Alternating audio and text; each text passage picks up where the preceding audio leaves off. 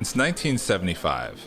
Sharon Jewell is 15 years old, and she's at the Sheraton Park Hotel in Washington, D.C. Her family had driven up from Little Rock, Arkansas for the NAACP convention. They go every year. And every year, Sharon performs in the talent show. Today, she's walking down the hotel hallway, looking for a place to practice her dance routine. And there were some guys there, and 3 guys that I knew from Virginia, and they were doing martial arts in the hallway of the hotel. And so I saw them doing the martial arts, and I walked over and said something critical about them not spotting when they turn. Even though Sharon didn't do martial arts yet, something about this movement that they were doing looked familiar. And in her opinion, these guys were doing it all wrong. When you turn as a ballet dancer, you want to spot. So you want to make your head's going to get to, it's going to finish the circular move in the turn before your body does. And so I mentioned that their kick was going to not be on point. They said, what do I know? And I said, I bet you I could do that better than you guys. And they said, no, you can't. And so we made a bet that we would see each other the next year at the convention and we would take up each other's art forms. Sharon takes challenges very seriously. So when she gets home, she figures out how to win this one. So I started taking martial arts at the Dunbar Community Center in Little Rock, Arkansas for $20 a year. Practice makes perfect. So when Sharon showed up at the NAACP convention the next year, she was ready. And when she found the boys that she had challenged, she found out that they had given up dance after a couple of weeks. She won. And that's kind of where it starts for Sharon. This foray into something new, where she has to find a way to win, it carries her all the way to the Olympics. For Sharon, winning is everything, at least on the outside. But what Sharon is really about is finding a way to win. It's almost like a motto in her family. So my father was always pushing us to be the best, to be the first, or to do it longer or better than anybody else. I'm Kareem Maddox, and this is The Greatness. As you might know, I'm a professional 3-on-3 basketball player, and I think about details a lot. Things like the last finger a ball should touch as it leaves my hand, or the amount of spin on a bounce pass, or even how many dribbles I should take before I shoot a free throw. And it's because all these little things are really important. They all add up to the end product, which is a win or a loss. If you want to master a sport, then you have to master the details. Those are what make you great. And that's why Sharon thrives. She knew details were the secret to winning. So she learned early on to scrutinize them, both on the mat and in life. After she won the bet at the convention, Sharon went back to Little Rock and kept taking those lessons and learning more about Taekwondo. Taekwondo is a fascinating way to fight because kicks are the most valuable attacks. And when the fighters square up, they're looking to score points fast. The fastest way? Spinning kick to their opponent's head. It's worth the most points. And the more force, the better. Since Sharon was already a runner and a dancer, her kicks were strong and fast to begin with. Competitions take place within an 8 square meter mat. And in Sharon's day, each match went 3 rounds of 3 minutes. A round starts with the 2 athletes facing each other, with a referee in between them. The athletes wear protective helmets and padding over this loose-fitting white outfit called a dobok. They bow to each other before the match. Courtesy is a tenet of Taekwondo. And then they put their arms up and jump into a fighter stance. And once the referee tells them to start, Sujong, they begin. The face is off limits, so are kicks below the waist and to the knee. But besides that, things can get pretty brutal. Points are awarded based on how hard a fighter kicks or punches. The referees play a big part in the fight. They score it between rounds, and until they do, it's hard for a layman watching to know which punches and kicks will be scored. Back in Sharon's day, points were more subjective and relied more on judges' perceptions. She knew she had to kick hard to get the judges' attention. it was called trembling shock. which is basically I have to hit you hard enough for your body to move or be rattled so that a judge could visually see your body move and be shaken. Sometimes you can literally feel that person's body kind of envelop your foot. So it's almost like it caves in on your foot. You can feel that with a kick. You can also feel that with a punch to the body, where the body kind of like closes in on the punch before you retract your hand. That was the kind of visual evidence that she wanted to present, so she could rack up enough points to win. Kick to the body, 1 point. Kick to the face, 1 point. Punch to the body, 1 point.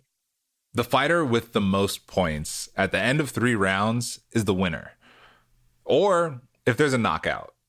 A knockout feels phenomenal. Sharon loves knockouts. It's the most decisive way to end a fight. But when she was just starting out, Sharon had to learn about self-control first. She learned that at her first competition, about a year after she took up Taekwondo. It was at this old community center gym in her neighborhood. Wood paneling, mats thrown over the basketball court. And on this hot, sweaty summer day at Sharon's first competition, she started to feel like she was getting cheated.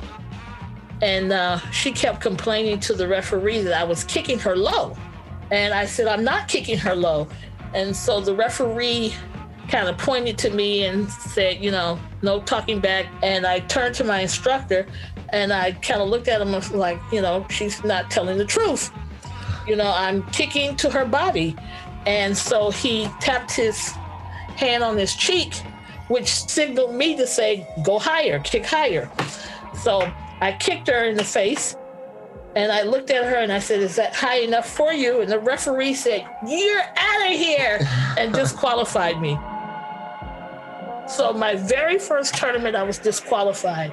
And that was my last tournament I ever got disqualified from, because I was so disheartened because I didn't get a medal. I didn't get a trophy. And so from that point, I vowed that I would never go to any competition and not come back with either first place, second place, or third place trophy. It wasn't just the trophies, though. Teenage Sharon was embarrassed. She had let her temper get the better of her, but she was taught to be more strategic when things were unfair. She came from a family of civil rights activists. Her father, Jerry Jewell, was the first Black member of the Arkansas State Senate. My father didn't sit us down and say, you have to do this, this, and this. We saw my father and my mother do this every single day. So it was kind of like part of my DNA to not take less than what I thought I was worthy of. So all of that was part of, this is what you should do. You have this ability, you should speak up, this is what you should do. There's a school near our house and it's all-white elementary school. Oh, we need to integrate that school. So he took my oldest brother and said, okay, you're integrating the school. She and her siblings were taught to fight for themselves, but they also learned how to fight. And growing up in Arkansas in the 60s and 70s, there was a lot of fighting being done. It's just the world she grew up in, with these strong principles that carried over into the rest of her life. And sports was just another avenue for you to practice the integrity and the ethics that I had learned in other avenues from my parents. In addition to her budding Taekwondo practice, Sharon was really good at track. She was a hurdler, and sports were a way to learn ethics and character, yes, but they were also a way to pay for college. There was never a conversation about, well, what do you want to do in life? It wasn't a question that we weren't going to go to college. The question was where and who's paying for it. Howard University ended up paying for it. They offered Sharon a track and field scholarship. And when she got there, she remembered her promise to never come back from a competition without a trophy. The problem was that in hurdles, that became really tough for Sharon at Howard. I'm a good hurdler, but I'm not a world-class sprinter. So I won a couple of races, but I did not have world-class sprinting speed. When Sharon's mind wandered at track practice, she thought of the other sport she loved, Taekwondo. She knew that Howard actually had a pretty good Taekwondo program, but understandably, her track coach didn't want her kicking people and getting kicked. It was just too great a risk of injury. So after practice each day, Sharon started waiting until everyone left the locker room. That's when she would slip on her dobok and sneak over to Taekwondo practice. I would kind of come out of the girls' locker room and go through the weight room, and the Taekwondo room was in the back. The last thing you want is for someone to see you going, instead of out of the gym to the cafeteria, turning the corner and going back through the weight room and then going into the back room where the judo program was also the mat for the Taekwondo program. Sharon was coming to the Taekwondo club for kicks, no pun intended. But soon, that was gonna change. She quickly realized that this Taekwondo program was no joke. In fact, it was probably the best in the country. Thanks to the guy in charge, Dr. Dong Ja-young. Dr. Young was from Korea, and when he came to America in the 1960s, his goal was to spread the gospel of Taekwondo as far as he could, which, as it turns out, was pretty far. He had turned Howard into a Taekwondo powerhouse, and when Sharon arrived, he was in the middle of his quest to get Taekwondo certified as an Olympic sport. He was the president of the U.S. Taekwondo Union. He wrote its constitution and rules for competition, and he traveled around the world helping start national programs. He even spoke to Congress to get support for the sport. And all that while he wasn't coaching his own athletes. I thought he was an excellent coach. He knew how to pull the best out of the athletes from a strategic standpoint. Case in point, by the time Sharon got to Howard, she had already earned a blue belt. In Taekwondo, there's a colored belt system, so beginners start with the white belts and work their way all the way up to black belts. Blue belts are about halfway through. So Sharon was somewhat experienced. And so he said if I wanted to join the Taekwondo club, I would have to start all over again because he didn't know my instructor, which I didn't understand. And then I said, well, that's okay. I'll prove to him that I'm worthy of where I'm at. And so even though I started as a white belt all over again, I think in less than 3 months, I was back up to blue belt and then moving toward black belt. Dr. Young saw that Sharon was driven by the need to succeed. But there was also a lesson in making her start from the beginning. If you want to be really good, learn to do things my way. Details matter. And training under Dr. Young, Sharon did start to get really good. She learned how to create advantages and how to find quick ways to score a point. For example, she spent one entire training camp fighting other athletes using only her non-dominant hand. And when I get into competition, I can switch to my left side. So now you don't know which side is dominant. Most people aren't going to train as hard on their non-dominant side. But Sharon would. If she could confuse an opponent even for a second, it would give her an opening to kick and score a point. And every point mattered. She found that if she focused in on details, tiny ones, she could create more and more advantages. Good for a few more points. So she studied her opponents. So you're writing little notations. What's their favorite kick? What do they like to do? So I fought a young lady one time who had a long ponytail, and she would flip her ponytail twice, and then she'd throw a kick. So I knew after one, boom, I'm scoring. Because she would never kick until she flipped it twice. Or sometimes I would pretend like I was tired, and I'd bend over and breathe hard. And as soon as the athlete comes in, I just would pounce on them. So little fighting strategies, little things like that. There's this technique in Taekwondo called the key hop. It's the yell that athletes do when they're performing moves. And it's meant to reflect a gathering of a person's ki, their energy, from deep inside their bodies. So one night before a competition, Sharon knows she's going to fight this athlete that she's fought against before, and she's nervous. Her mom takes her out to an Italian place for dinner. And I ordered a plate of garlic bread. So the next day, again, I'm fighting in the finals. This young lady, I know her well. She knows me well. But she doesn't know that I had a plate of garlic bread the night before. They begin the bout, and Sharon gathers all her energy from deep inside for her key hop. And I just opened up my mouth and I yelled right in her face as loud as I possibly could. And her key, all that garlic breath, hit her opponent hard. And as soon as I saw her flinch and drop her arms, I scored on her. But I said, okay, whatever it takes, you got to have that little edge. You got to be creative. When the competition was over, the first thing I did was go get toothbrush and toothpaste and go brush my teeth. Anything for the point. And Sharon took pride in finding ways to win. She wanted to show that she was relentless, and she wanted to outcompete everyone. So I'm not going into the ring to kill someone or to permanently maim them. I'm going in to execute what I've learned to a level that I think excels and to show that I'm the better athlete at that moment in time. And she did that over and over and over again. Remember that promise she made to herself to never come back without a medal? In Taekwondo, she kept that promise. Every single state, every single local, every single invitational, national, regional, Pan American, I always took first, second, or third. And just as Sharon thought that she had won just about every medal there was to win, a new competition came around, the biggest one of all, the Olympics. But Sharon was going to have to fight to get there.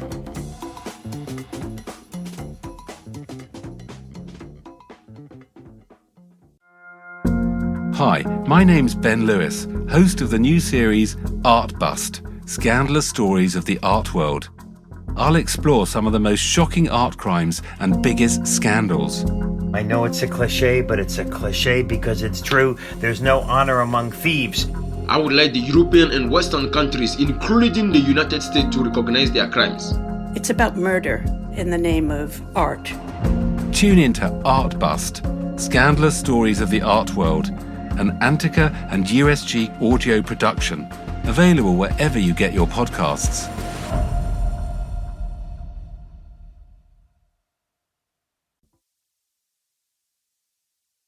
When the IOC announced that Taekwondo would be on the program in the 1988 Olympics, Sharon was ready.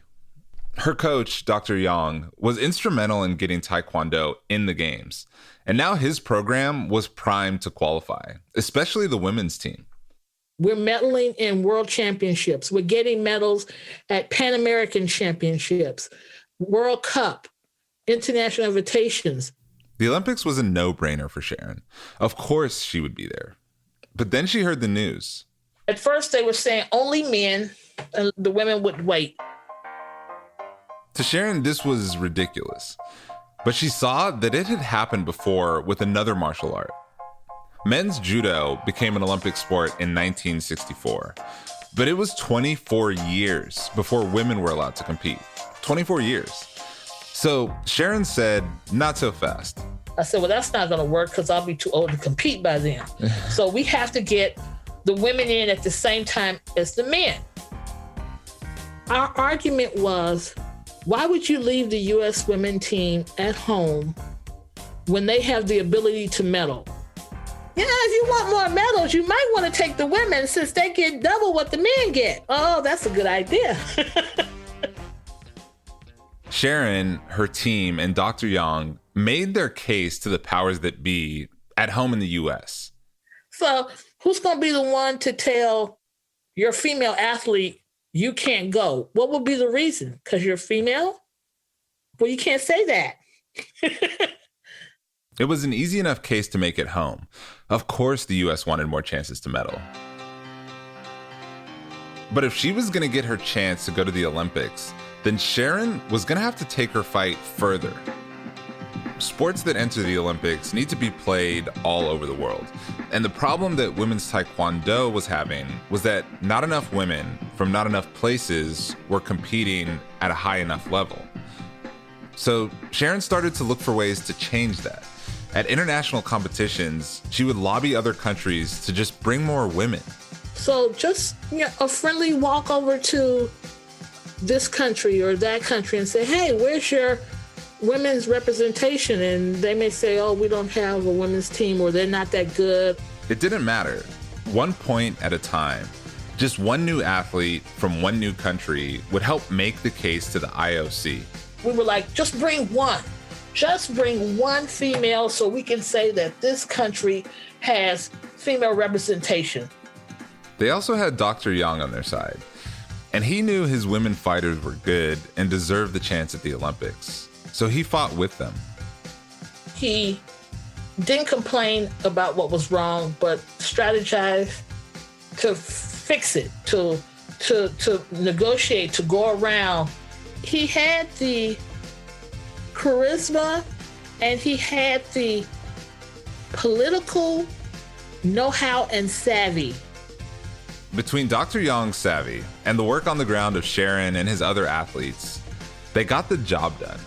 By the time they had traveled the world rallying support, adding just one athlete at a time, women were going to be included in Taekwondo in the 1988 Olympics. So it reminded me a little bit of my upbringing and what my parents and others in the community in Arkansas had instilled in me. Sharon qualified for the games. So did Lynette Love and Deborah Holloway, two other women that Dr. Young trained at Howard. Not only would they represent the United States at the Olympics for a new sport, but they'd be doing it on that sport's home turf in Korea. In classic style, Sharon went in ready to claim the gold medal. The women's Taekwondo world was still small, so Sharon had a good idea as to who she was going to have to beat at the Olympics. She knew her biggest competition came down to 3 other athletes. There was a young lady in Canada. There was a young lady from the Netherlands, and there was the young lady from Korea and myself. They were all close in skill, so it wasn't going to be easy. The gold medal might just come down to who was having a better day. Taekwondo is Korea's national martial art, so in 1988, when the Olympics started, a lot of eyes descended on this particular event. It was held at Jongchung Arena in Seoul, which is this huge dome-topped arena with stadium seats. It hosted concerts when it wasn't used for sports. The stadium was packed, with South Koreans excited to watch their martial art on the world stage, but also a lot of American soldiers who were stationed in Korea and had scored free tickets. Sharon's first match was against Marcia King of Canada. Sharon won that match 4-1. She was on her way to gold. If she could get past her semi-final match, she would fight for first place. Her next match was against Mandy de Jong from the Netherlands. Sharon fought in the middleweight category, which meant that on the morning of her fight, she had to weigh between 65 and 70 kilos, or between 143 and 154 pounds. You either made it or you didn't make it. And I went in early and stepped on the scale, and I was underweight. So I ran out real quick and grabbed some water or orange juice or whatever and drank it. And so when I officially weighed in, I made it like by 0.1. So I think I was too focused on that. Sharon was distracted at the Olympics. This could not happen. But she knows Mandy, and she tries to focus in on all the little details of what it's like to fight her. She's trying to remember how to beat her. The next bout in Taekwondo, women's middleweight semifinal. The American in the red, it is Sharon Jewell.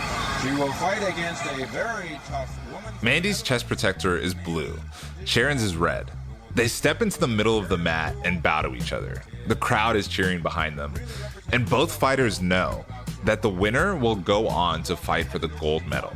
The loser will be stuck with bronze. The stakes are high, so they take their time. The match starts slowly. They're feeling each other out, throwing a punch here, a kick there. But Sharon comes out of the first round with a 1-point lead on Mandy. Even though she's in the lead, it's not Sharon's best work. The match is still moving more slowly than she'd like. Her and Mandy bounce on the mat around each other, throwing an occasional punch and just faking each other out. Even the commentators notice. I'm sorry, but the match is boring. I'm saying for me, and you can appreciate it on a fine art level.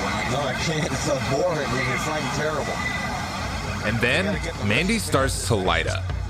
She starts throwing more kicks and punches and puts Sharon on the defensive. Sharon's moving backward and trying to deflect the punches. She can't get a shot of her own in. At one point, they're grappling. Their arms are all tangled up in each other. And I thought I heard the center referee say break, and I relaxed, and she scored a point. In a split second, she had lost a point. I should let the referee jump in and pull us apart instead of me breaking apart. After 3 more minutes, the round 2 buzzer goes off. The judges deliberate and announce their decision. 2 points awarded to Mandy, none to Sharon. Now the score is 1-2, and Sharon is losing. Mandy has outpointed Sharon Jewell in the first 2 rounds. And Sharon Jewell must be aware, she has seen the scoreboard, that she has to fight better in this 3rd and final round if she hopes to advance to the final. Bronze medal's the loser here. Sharon Jewell did not come to lose. Sharon was gold medal material, and she knew it. She had 3 minutes to prove it to everyone watching. Okay, here we see Sharon Jewell, a little bit of jumping around. The attack is initiated by Mandy Sujong. Sharon tries to jam it. Look how close they are trying to get at one another. There's a punch, couple of punches by Sharon. Now we'll see a flurry of roundhouse, both simultaneous. Nothing clean, both having difficulty tying each other up inside. I wanted the gold medal. I wanted to hear the national anthem, playing for me. Sharon goes on the offensive and lets go this flurry of kicks. The two fight furiously until the ref pulls them apart. 1 minute and 15 seconds remaining in the 3rd and final round of the women's middleweight semifinal. Sharon Jewell in the red against the Netherlands' Mandy Sujong, who has outpointed her in the first 2 rounds. So it is now up to Sharon Jewell with 1 minute remaining to try to come back. And one of the ways to do that is with a knockdown or a knockout. But it'll be tough. She is not unsettled. And then the buzzer goes off. The match is over. The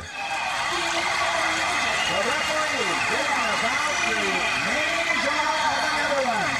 Outscoring America's Sharon Jewell on points. Sharon Jewell will take a bronze medal back. Sharon loses the match 1-2. She would take home the bronze. For anyone else, a bronze medal at the Olympics would be a huge cause for celebration, but not for Sharon. At the medal ceremony, she climbed up onto the podium, the lowest of the 3 for her bronze medal, and listened as the South Korean national anthem played for the gold medalist, Kim Hyun-hee. I didn't have on my best face when I was getting my bronze medal. So there was someone, military, army guy up in the stands who saw me making this ugly face on the medal stand, and he yelled out, "Come on, Sharon, give us a smile."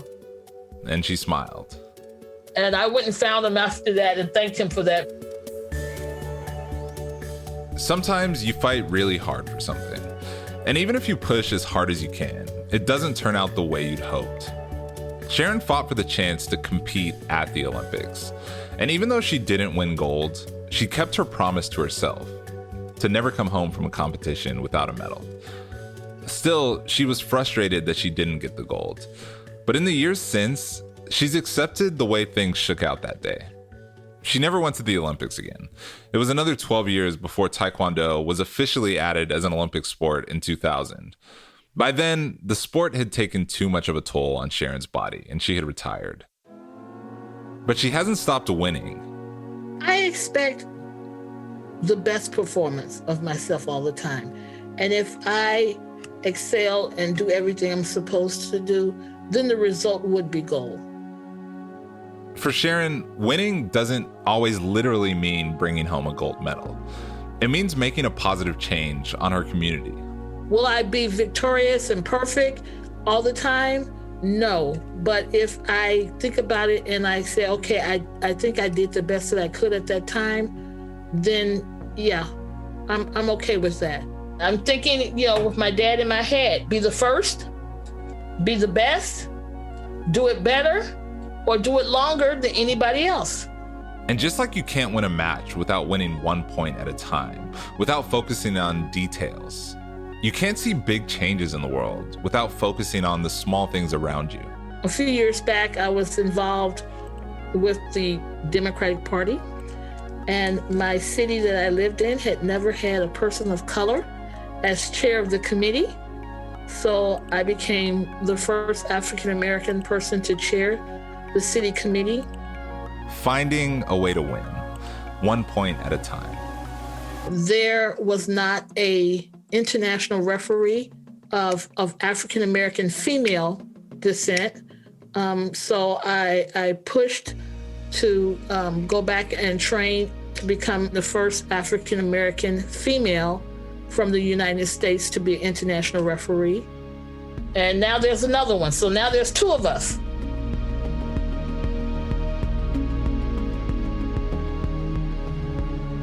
This episode was produced by Alex Sujong Laughlin, with production support from Mitchell Johnson, Jess Shane, Lacey Roberts, and Debbie Daughtry. Our executive editor is Sara Nix. Executive producing by Gretta Cohn, Josh Bloch, Jessica Grimshaw, and me, Kareem Maddox. Sound design by Alex Overington. Jasmine Flott is our music supervisor. This is a USG Audio Podcast in collaboration with Transmitter Media. For more information, go to our website, usgaudio.com.